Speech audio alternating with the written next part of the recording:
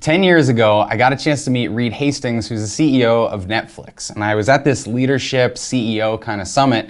And so Reed was there and he was talking about the future of the business. And I got to meet him for a second when we walked into the bathroom together. So we walk into the bathroom and we're standing side by side at the urinals.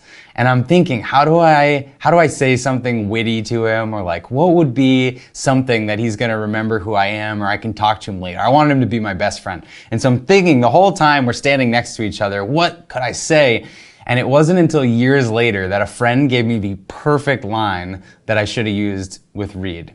He said, if I could go back, I should have stood there, looked at him, looked back, and said, so, I guess the future really is simultaneous streaming. You've got to build your business around your life and not your life around your business. Business ads are going to sell you a fake lifestyle of supercars and fancy mansions. You can get a business up and running really quickly.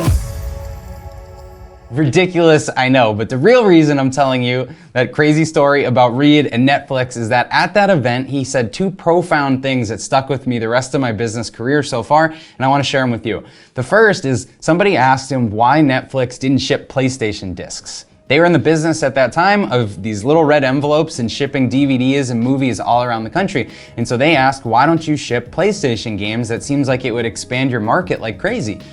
And so Reed thought about it. I mean, he had thought about it, I'm sure, plenty of times, but he very quickly replied to this person, we're not in the business of shipping discs.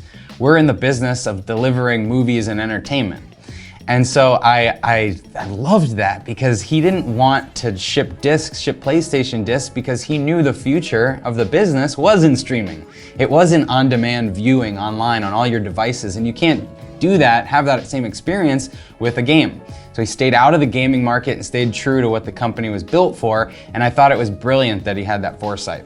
The second thing is, as Netflix was growing, they were expanding like crazy, their fulfillment operation was going nuts, they're building warehouses and shipping things, and they had a lot of problems. You know, they had customer service issues of people not shipping back their discs or shipping them to the wrong address, and they had fulfillment problems of the envelopes tearing, and as this was all happening and they were growing, they would put policies in place and procedures to stop those things from happening.